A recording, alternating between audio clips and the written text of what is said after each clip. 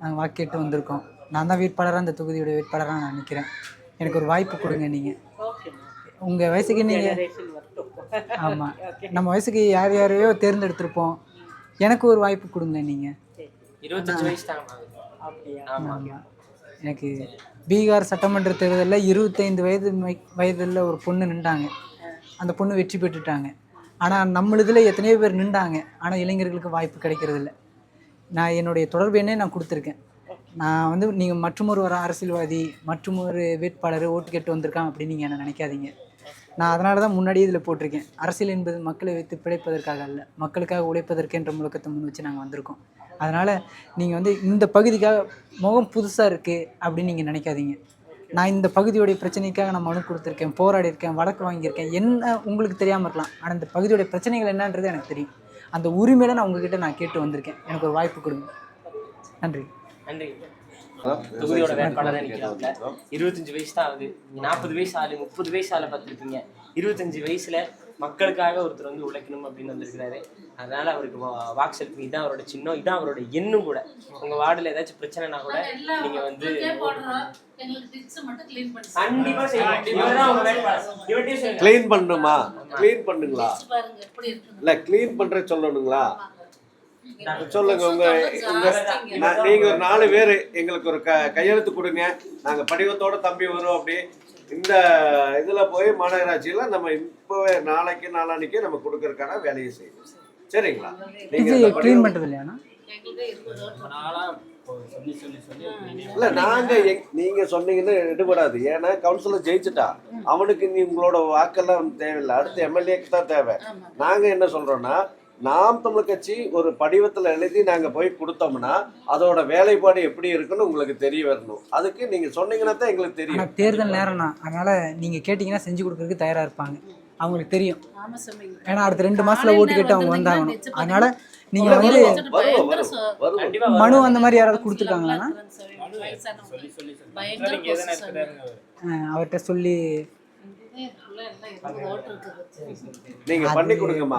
கண்டிப்பா அந்த டிச்சுக்கான வேலைகளை நாங்க செய்வோம். சரிங்களா? தம்பி தான் வேட்பாளர். தம்பியோட எண்ணு கொடுத்துருக்கோம். நீங்க அடிச்சே கேளுங்க. சரிங்களா?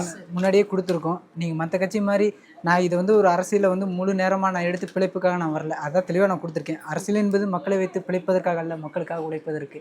அந்த முழக்கத்தை முன் வச்சு நான் நிற்கிறேன். அதனால எனக்கு ஒரு வாய்ப்பு நீங்க கொடுங்க. ஏன்னா எங்க இளைஞர்களுக்கு வாய்ப்பு கொடுத்தாதான் வந்து என்ன செய்வான்ற கருத்தை மட்டும் சொல்றேங்கம்மா. போன மாசம் நம்ம ஏர்போர்ட்ல ஒரு பொன் குழந்தைய ஒரு 3 பேர் இது பண்ணாங்களே, அங்க ஒரு பிராண்டி கடை நடந்துச்சல்ல, அதை அடிச்சு உடைச்சவரை இவர் தான். வயசை பார்க்காதீங்க. அந்த அங்க ஒரு பிராண்டி கடை வச்சிருந்தது. அந்த புறம்போக்குல தெரியாம அரசுக்கு தெரிஞ்சுதா அங்கீகாரம் சட்டத்துக்கு விரோதமா வந்து செயல்பட்டு வந்துச்சு ஒரு மதுக்கடை. அந்த மதுக்கடையினால தான் அவ்வளோ சிக்கல், அவ்வளோ அந்த பகுதியில் நிறைய பிரச்சனைகள் வந்துருந்துச்சு. நம்ம வந்து மனு கொடுக்குறோம், அவங்க நிறைவேற்றாத பட்சத்தில் அடித்து உடைக்கிறோம். அதுதான். நீங்கள் வயசை பார்க்காதீங்க. 25 வயசு பையன் அவனுக்கு என்ன தெரியும் அப்படின்றத மாதிரி அந்த வேலைகளை செஞ்சுருக்கோங்கிறத நாங்கள் சொல்ல வரோம். சரிங்களா? மக்களுக்கு விரோதமா இருக்கிற எந்த செயலா இருந்தாலும் நாங்கள் அதுக்கு குரல் கொடுப்போம். சரிங்களா? நீங்க நாம கட்சியை பத்தி நீங்க கேள்விப்பட்டிருப்பீங்க. அண்ணனோட தெரியும். எங்களுக்கு ஒரு வாய்ப்பு கொடுங்க. சரிங்களா? சரிங்க. இள வயதிலே சிறை சென்று காவிரி உரிமைக்காக போராடி சிறை சென்றிருக்காங்க. ஆனால் என்னன்னா உங்களுக்கு தெரியும், நீங்கள் உங்கள் வயசுக்கு எத்தனையோ தேர்தலை நீங்கள் பார்த்துருப்பீங்க, சந்திச்சிருப்பீங்க, மாறி மாறி நீங்கள் வாக்கு செலுத்திருப்பீங்க. எனக்கு ஒரு வாய்ப்பு நீங்கள் கொடுங்க. இளைஞர்கள் வந்து நிற்கிறோம். என்ன உங்களுக்கு தெரியாமல் இருக்கலாம், ஆனால் எனக்கு இந்த பகுதி பிரச்சனைகள் என்னன்றது எனக்கு தெரியும். எத்தனையோ மனு கொடுத்துருக்கோம், அரசு அதிகாரிகளுக்கு அழுத்தம் கொடுத்து போராட்டம் பண்ணியிருக்கோம், வழக்கு வாங்கியிருக்கோம். அந்த உரிமையில் புளியகுளம்ண்ணா. என் சொந்த ஊர் வந்து மதுரைண்ணா. நான் வந்து இங்கே தான் புளியகுளத்தில் இருக்கேன். போலீஸ் கந்தசாமி வீதி இருக்குங்கண்ணா, அங்கே தான் நான் இருக்கேன். எனக்கு ஒரு வாய்ப்பு கொடுங்கண்ணா. பின்னாடி நீங்கள் பாருங்கள், நாங்கள் வந்தால் என்னென்ன செய்வோம் அப்படின்ற செயல் திட்டங்களை நான் கொடுத்துருக்கேன்.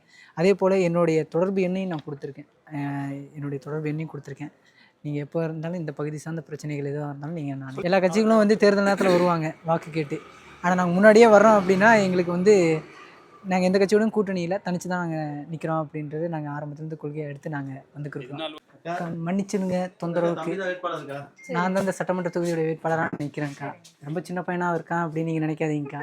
எல்லோரும் அப்படி தான் பார்க்குறாங்க. நான் வந்து உங்களுக்கு என்ன தெரியாமல் இருக்கலாம், ஆனால் அந்த பகுதி சார்ந்த பிரச்சனைகள் என்னன்றது எனக்கு தெரியும். இதுக்கு முன்னாடி எத்தனையோ மனுக்கள் நான் கொடுத்துருக்கேன் தனிப்பட்ட முறையில்.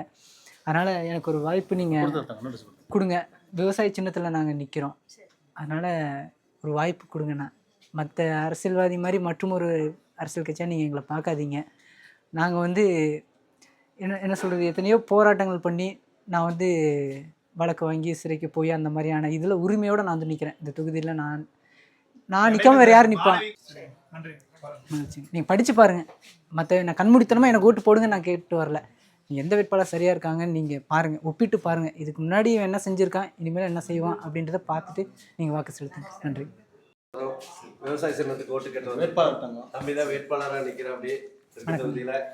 சரிங்களா? பேரறிவாளன். ஓகே. வெறும் 25 வயசு தான் அது. மாற்றத்துக்காக நிற்கிறோம். எங்ககிட்ட பணம் இல்லை, அதனால இன்னையிலேருந்தே மக்களை சந்திக்கிறதுக்கு ஆரம்பிச்சிட்டோம். இந்த 3 மாதம் இருக்கு. சரிங்களா?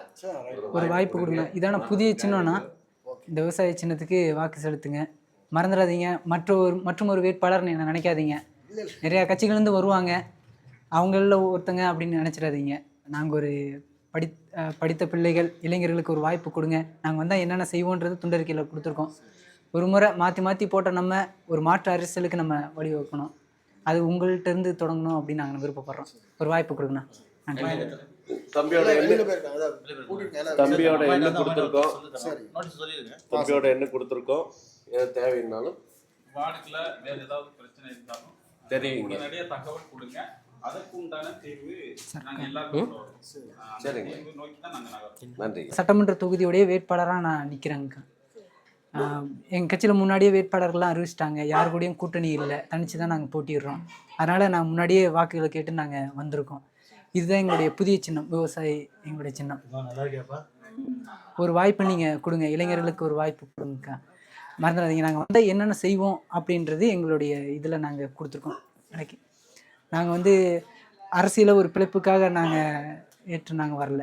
நாங்கள் வந்து முன்னாடி நாங்கள் பக்கத்துலேயே நாங்கள் தெளிவாக கொடுத்துருப்போம். நீங்கள் பாருங்கள், அரசியல் என்பது மக்களை வைத்து பிழைப்பதற்காக அல்ல, மக்களுக்காக உழைப்பதற்கு அப்படின்னு நாங்கள் தெளிவாக கொடுத்துருப்போம். அந்த கொள்கையை முன் வச்சு நாங்கள் வர்றோம். யார் யாருக்கோ ஓட்டு போட்டிருப்பீங்க, உங்கள் வயசுக்கு நிறைய தேர்தலில் நீங்கள் பார்த்துருப்பீங்க. இளைஞர்களுக்கு ஒரு வாய்ப்பு நீங்கள் கொடுங்க. நான் வந்து இந்த முகத்தை எங்கேயுமே நான் பார்த்ததில்ல அப்படின்ற மாதிரி தான் உங்களுக்குள்ளே தோணும். ஆனால் நான் இந்த தொகுதியில் எத்தனையோ பிரச்சனைகளுக்காக நான் குரல் கொடுத்துருக்கேன், நான் போராடி இருக்கேன், வழக்கு வாங்கியிருக்கேன், சிறைக்கு போயிருக்கேன். அந்த உரிமையில் நான் உங்ககிட்ட கேட்டு நான் வந்து நிற்கிறேன். அதனால் ஒரு வாய்ப்பு கொடுங்க. நான் பெரிய பெரிய கோடீஸ்வரம் கிடையாது, நான் வந்து ஒரு எளிய மகன் தான். நீங்கள் வந்து கண்மூடித்தனமாக இந்த கட்சிக்கு ஓட்டு போடுவேன்ட்டு போடாதீங்க. அது எனக்காக இருந்தாலும் சரி, நான் இவனுக்கு தான் ஓட்டு போடுவேன்னு போடாதீங்க.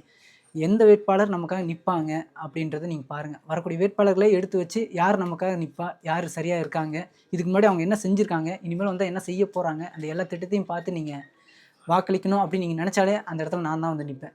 நான் மறுபடியும் உங்களை நான் சந்திக்கிறதுக்கு நான் வருவேன். நான் என்னென்னலாம் இந்த சமூகத்துக்கு செஞ்சுருக்கேன் அப்படின்றத துண்டறிக்கை அடிச்சுட்டு நான் வருவேன்.